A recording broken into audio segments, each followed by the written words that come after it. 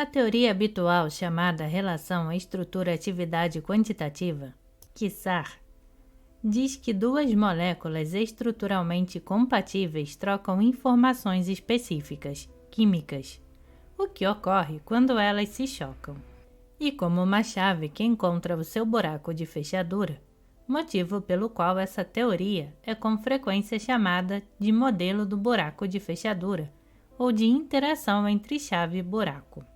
Os biólogos ainda se mantêm fiéis às ideias mecanicistas de Descartes que afirmam que só pode haver uma reação quando existe o contato, algum tipo de força impulsiva. Embora aceitem a gravidade, rejeitam qualquer outra noção de ação à distância. Se essas ocorrências forem atribuídas ao acaso, a expectativa estatística de que elas aconteçam é muito pequena, se levarmos em consideração o universo da célula. Em uma célula típica, que contém uma molécula de proteína para cada 10.000 moléculas de água, as moléculas colidem dentro da célula, como um punhado de bolas de tênis flutuando em uma piscina. O principal problema da teoria atual é que ela depende demais do acaso e requer muito tempo. Ela não pode nem começar a explicar a velocidade dos processos biológicos, como a raiva, a alegria, a tristeza ou o medo. No entanto, se cada molécula tiver sua própria frequência característica, seu receptor ou molécula, com o espectro correspondente, entraria em sintonia com essa frequência, de maneira semelhante a que o rádio se sintoniza com uma estação específica, mesmo ao longo de grandes distâncias. Ou o diapasão faz com que o outro vibre na mesma frequência. Eles entram em ressonância, ou seja, a vibração de um corpo é reforçada pela vibração de outro na mesma frequência ou em uma frequência próxima. Quando essas duas moléculas ressoassem no mesmo comprimento de onda, elas então começariam a ressoar com as moléculas seguintes na reação bioquímica, criando assim, nas palavras de Benveniste, uma cascata de impulsos viajando à velocidade da luz. Esta descrição, em vez da colisão acidental, explicaria melhor a maneira como uma reação em cadeia se inicia praticamente de modo instantâneo na bioquímica. Ela também é uma extensão lógica do trabalho de Fritz Popp. Se os fótons no corpo estimulam moléculas ao longo de todo o espectro de frequências eletromagnéticas, é lógico que eles tenham sua própria frequência característica. As experiências de Benveniste demonstraram de modo conclusivo que as células não se apoiam no acaso das colisões, e sim na sinalização eletromagnética em ondas eletromagnéticas de baixa frequência, menos de 20 kHz.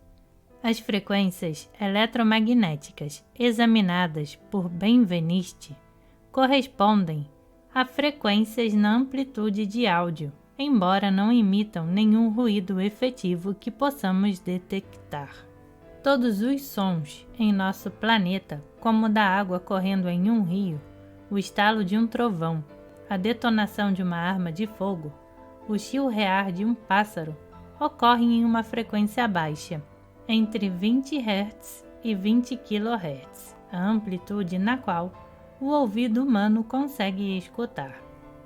De acordo com a teoria de Benveniste, duas moléculas então entram em sintonia, mesmo a uma longa distância, e ressoam na mesma frequência.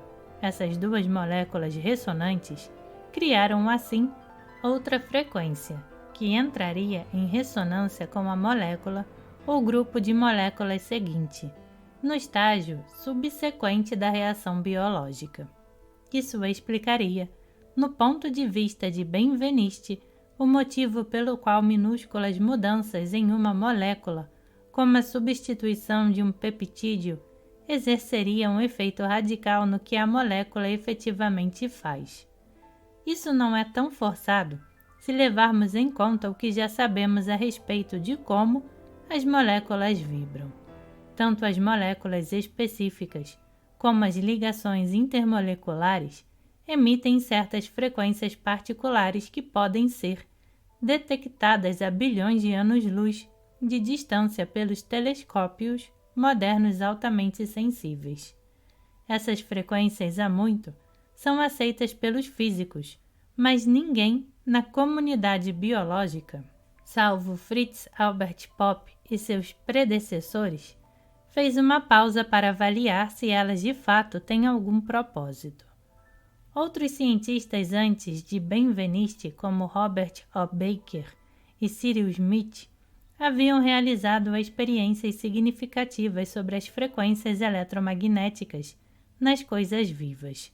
A contribuição de Benveniste foi demonstrar que as moléculas e os átomos tinham frequências exclusivas, usando tecnologia de ponta para registrar essa frequência e para usar o registro em si para comunicação celular. Desde 1991, Benveniste demonstrou que era possível transferir sinais moleculares específicos usando apenas um amplificador e bobinas eletromagnéticas. 4 anos depois, ele conseguiu registrar e reproduzir esses sinais usando um computador multimídia. Em milhares de experiências, Benveniste e Guillaunet registraram a atividade da molécula em um computador e a reproduziram em um sistema biológico sensível a essa substância. Em todos os casos, o sistema biológico foi enganado.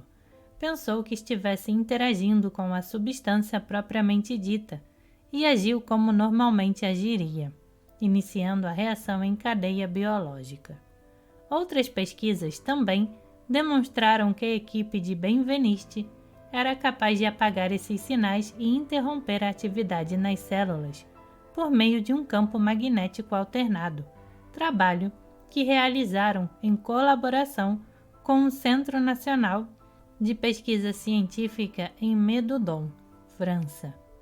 A incontestável conclusão é a seguinte: como Fritz Albert Popp teorizou, as moléculas conversam umas com as outras em frequências oscilantes. Tudo indicava que o campo de ponto zero cria um meio que possibilita que as moléculas falem umas com as outras de uma forma não local e de um modo quase que instantâneo. A equipe do DigiBio testou a biologia digital em 5 tipos de pesquisas: ativação basofílica, ativação neutrofílica, exame de pele, atividade do oxigênio e, mais recentemente, coagulação do plasma. Assim como o sangue como um todo, o plasma, líquido amarelado do sangue, que conduz a proteína e os dejetos, também coagula. Para controlar essa capacidade, é preciso primeiro remover o cálcio do plasma, por meio da quelação, agarrando-o quimicamente. Se em seguida for acrescentada água com cálcio ao sangue, este coagulará. A adição da heparina, uma droga anticoagulante clássica, impedirá o sangue de coagular, mesmo na presença do cálcio. Em sua pesquisa mais recente, Benveniste pegou um tubo de ensaio contendo esse plasma com cálcio retirado por meio da quelação e em seguida adicionou água contendo cálcio que havia sido exposta ao som da heparina transmitido na frequência eletromagnética característica digitalizada. Exatamente como em todas as outras experiências de Benveniste, a frequência característica da heparina funciona como se as próprias moléculas da heparina estivessem presentes. O sangue se mostra mais relutante do que de costume em coagular.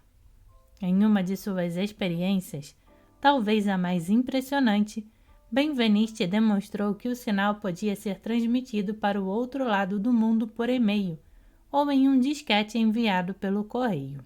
Colegas dele, na Northwestern University em Chicago, registraram sinais de ovalbumina, OVA, acetilcolina, ACE, dextrina e água. Os sinais das moléculas foram registrados em um transdutor feito sob medida e em um computador equipado com uma placa de som. O sinal foi então gravado em um disquete e enviado por correio normal para o Digibio Laboratório em Clamart. Em experiências posteriores, os sinais também foram enviados por e-mail como documento anexo. A equipe de Clamart, então, expôs a água comum aos sinais digitais de OVA, hash ou água comum e injetaram ou a água exposta ou a água comum em corações isolados de cobaias. Toda a água digitalizada produziu mudanças altamente significativas no fluxo coronariano em comparação com o do grupo de controle, que só continha água comum não exposta às substâncias. Os efeitos da água digitalizada foram idênticos aos efeitos produzidos no coração pelas substâncias propriamente ditas. Giuliano Preparata e seu colega Emilio Del Giudice, dois físicos italianos do Instituto de Física Nuclear de Milão, estavam trabalhando em um projeto particularmente ambicioso: explicar por que certas substâncias no mundo permanecem em um todo coeso. Os cientistas compreendem, em grande parte, os gases por meio das leis da física clássica, mas ainda são amplamente ignorantes com relação ao funcionamento efetivo dos líquidos e dos sólidos, ou seja, de qualquer tipo de matéria condensada. É fácil entender os gases porque eles consistem em átomos ou moléculas individuais que se comportam individualmente em grandes espaços. Mas os cientistas têm dificuldade para entender os átomos ou moléculas quando fortemente aglomerados e também para explicar como se comportam enquanto grupo. Qualquer físico fica confuso se lhe perguntamos por que a água simplesmente não evapora e se transforma em gás, ou por que os átomos em uma cadeira ou árvore permanecem dessa maneira, ainda mais se só devem se comunicar com o vizinho mais próximo e ser mantidos juntos por forças de alcance limitado. A água está entre as substâncias mais misteriosas. Embora seja um composto químico formado por dois gases, é líquido em condições normais de temperatura e pressão. Del Giudice e Preparata demonstraram que, quando fortemente aglomerados, os átomos e as moléculas manifestam um comportamento coletivo, formando o que eles chamaram de domínios coerentes. Mais ou menos como faz o laser. A luz é normalmente composta por fótons de muitos comprimentos de onda, como as cores em um arco-íris, mas os fótons de laser em um laser possuem um elevado grau de coerência, uma situação semelhante a uma única onda coerente, como uma cor intensa. Parece que esses comprimentos de onda individuais de moléculas de água se tornam informados na presença de outras moléculas, ou seja, tendem a se polarizar ao redor de qualquer molécula carregada, armazenando e transportando sua frequência para que possa ser lida à distância. Isso significaria que a água é como um gravador, armazenando e conduzindo informações, quer a molécula original ainda esteja presente ou não.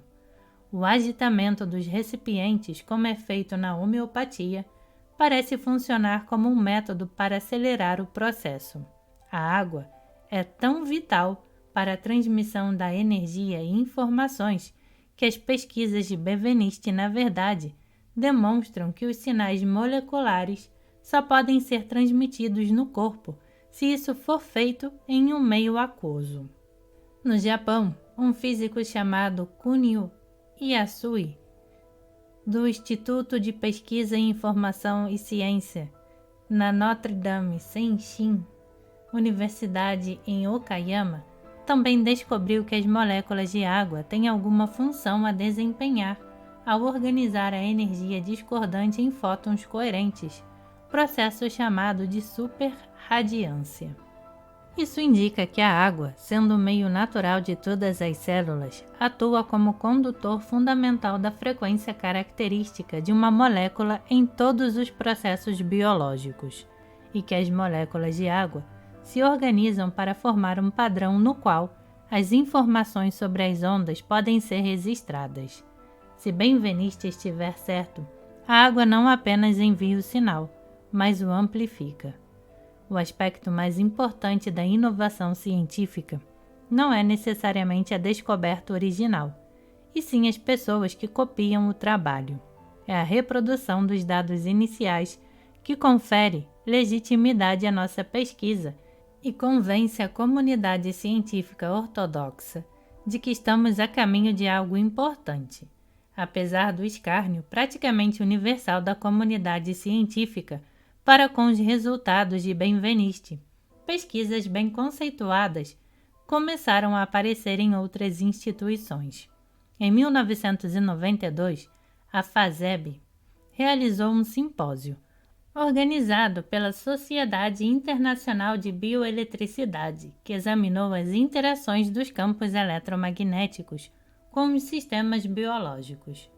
Muitos cientistas reproduziram os testes de alta diluição, e vários outros endossaram e repetiram com êxito as experiências, utilizando informações digitalizadas para a comunicação molecular. As pesquisas mais recentes de Benveniste foram reproduzidas 18 vezes em um laboratório independente em Lyon, França, e em 3 outros centros independentes.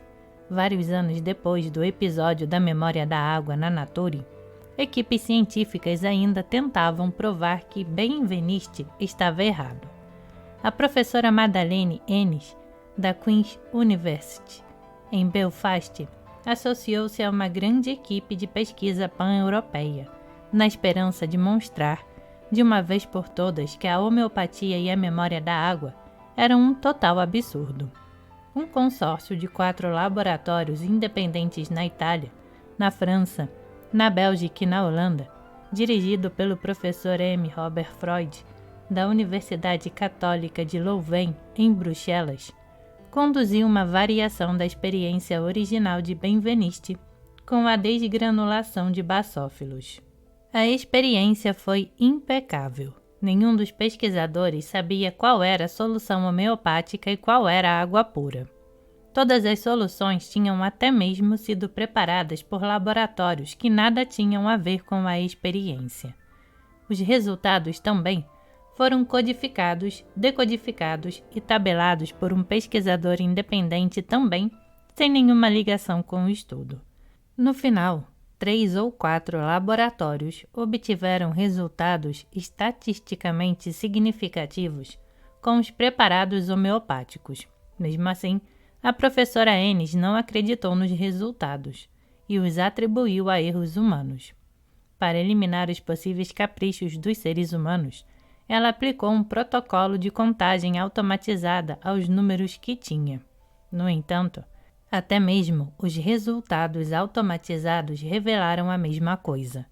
As elevadas diluições do ingrediente ativo funcionaram. Quer este último estivesse presente na água em quantidade considerável, quer extremamente diluído, a ponto de nada restar da substância original.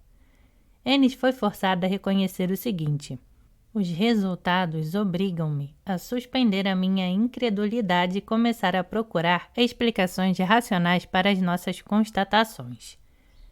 Esse fato foi a última gota para Benveniste. Se os resultados de Ennis tivessem sido negativos, teriam sido publicados na Nature, despachando para sempre o seu trabalho para o lixo. Como os resultados foram compatíveis com os seus, foram publicados em uma publicação relativamente obscura, alguns anos depois do evento, para garantir que ninguém prestaria atenção à notícia. Além dos resultados de Ennis, havia todas as pesquisas científicas da homeopatia, que apoiavam as constatações de Benveniste. Excelentes experiências duplamente cegas controladas com placebo demonstraram que a homeopatia funciona em muitos distúrbios e doenças, entre eles a asma, a diarreia, as infecções das vias respiratórias superiores nas crianças e até mesmo nas doenças de coração. Em pelo menos 105 experiências homeopáticas, 81 apresentaram resultados positivos.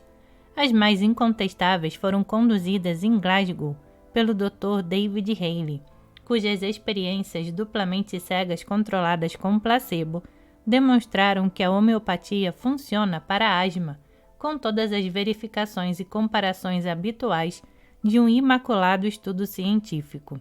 Apesar do rigor científico da experimentação, um editor da revista The Lancet, recordando a resposta da Nature aos primeiros resultados de Benveniste, concordou em publicar as constatações, mas se recusou a aceitá-los. O que poderia ser mais absurdo do que a ideia de que uma substância terapeuticamente ativa em diluições tão elevadas que é pouco provável que o paciente receba uma única molécula dela, declarou o editorial. Sem dúvida, o princípio da diluição da homeopatia é absurdo. Assim sendo, a razão de qualquer efeito terapêutico provavelmente reside em outro lugar. Ao ler o ininterrupto debate no The Lancet sobre as experiências de Haley, Benveniste não conseguiu se abster de responder. Isso relembra, de maneira inexorável, a contribuição maravilhosamente autossuficiente de um acadêmico ao caloroso debate a respeito da existência dos meteoritos, que agitava a comunidade científica da época. Pedras não caem do céu porque não existem pedras no céu. Benveniste estava tão cansado pelo fato de os laboratórios tentarem reproduzir o seu trabalho e às vezes falharem, que pediu a Guillaumet que construísse um robô para ele. Nada muito além de uma caixa com um braço que se deslocava em 3 direções. O robô poderia lidar com tudo, exceto com as medições iniciais. Tudo o que era preciso fazer era entregar a ele os ingredientes brutos e alguns tubos plásticos, empurrar o botão e ir embora.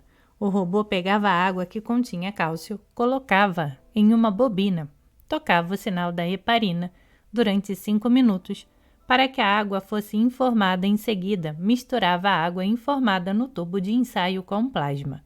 Colocava a mistura em um instrumento de medição, lia os resultados e os entregava a quem quer que estivesse realizando a investigação. Benveniste e sua equipe efetuaram centenas de experiências utilizando o robô, mas a ideia principal era entregar um lote desses dispositivos para outros laboratórios. Dessa maneira, tanto os outros centros como a equipe de Clamart poderiam garantir que a experiência seguiria um padrão universal e que um protocolo idêntico seria corretamente cumprido.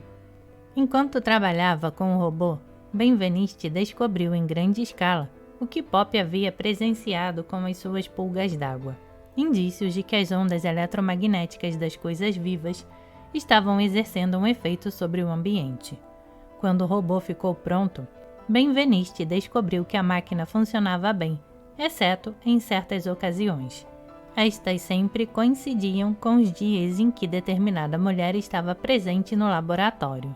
Cherchez la femme, pensou Benveniste, embora no laboratório de Lyon, que estava reproduzindo seus resultados, uma situação semelhante estivesse ocorrendo, mas com o homem.